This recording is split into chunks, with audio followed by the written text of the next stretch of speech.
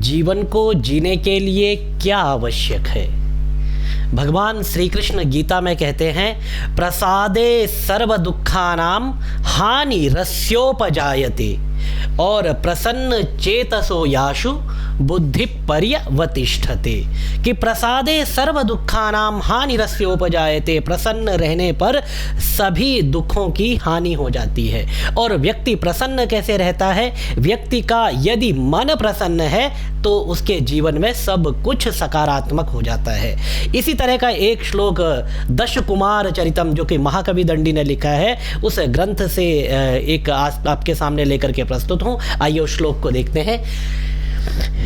चित्ते प्रसन्ने भुवनं प्रसन्नम, चित्ते विषण्णे भुवनं विषण्णम, अतोभिलाषो यदि ते सुखे स्यात्, चित्त प्रसादे प्रथमं यतस्व। जीवन का मूल मंत्र है यह श्लोक, महाकवि दंडी के द्वारा लिखा गया। और महाकवि दंडी कहते हैं कि चित्ते प्रसन्ने भुवनम प्रसन्नम, चित्ते प्रसन्ने, चित्त अर्थात मन, मन के प्रसन्न रहने पर, प्रसन्ने प्रसन्न रहने पर, चित्ते प्रसन्ने मन के प्रसन्न रहने पर, भुवनम प्रसन्नम तो समस्त संसार ही प्रसन्न रहता है।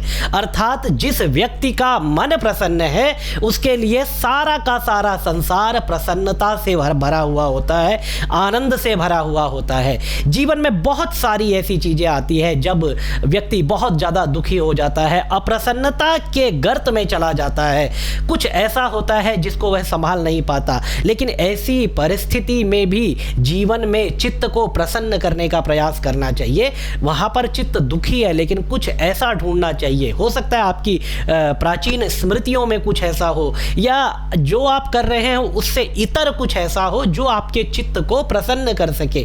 हमेशा उस प्रसन्नता को ढूंढने का प्रयास करना चाहिए।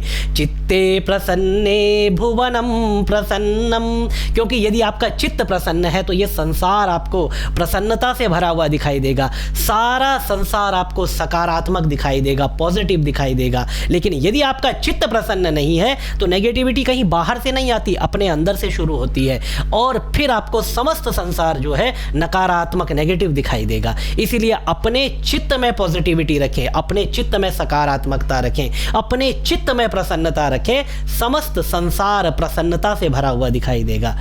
महाकवि दंडी कहते हैं, चित्ते प्रसन्ने भुवनम प्रसन्नम, चित्त के प्रसन्न होने पर यह समस्त संसार ही प्रसन्न दिखाई देता है। चित्ते विषण्णे भुवनम विषण्णम, और चित्त के दुखी होने पर, चित्त के विषण्ण होने पर, अर्थात चित्त में नकारात्मकता भरी हुई होने पर, चित्त में आशा का कोई दीप न जलाने पर, ये समस्त संसार ही हमें जो है दुखदाई दिखाई देता है, समस्त संसार ही हमें काटने को दौड़ता है। संसार में केवल अप्रसन्नता दिखाई देती है, क्योंकि चित्त यदि दुखी है तो समस्त संसार ही दुखी दिखाई देता है। व्यक्ति का जो नजरिया बनता है, व्यक्ति की जो दृष्टि बनती है, वह अपने चित्त की स्थिति के अनुसार बनती है। इसीलिए महाकवि दंडी कहते हैं, चित्ते प्रसन्ने भुवनम प्रसन्नम, चित्ते विषण्णे भुवनम विषण्णम। चित्त प्रसन्न तो संसार सुखी दिखाई देता है, संसार में सब तरफ प्रसन्नता व्यक्ति को जो है प्रतीत होने लगती है, और चित्त यदि दुखी है तो केवल दुख दिखाई देता है। इसीलिए प्रयास, कितना भी बड़ा दुख क्यों ना हो, कितनी भी बड़ी आपके ऊपर डिप्रेशन की तलवार क्यों ना लटक रही हो, चित्त को प्रसन्न रखने का प्रयास करना चाहिए।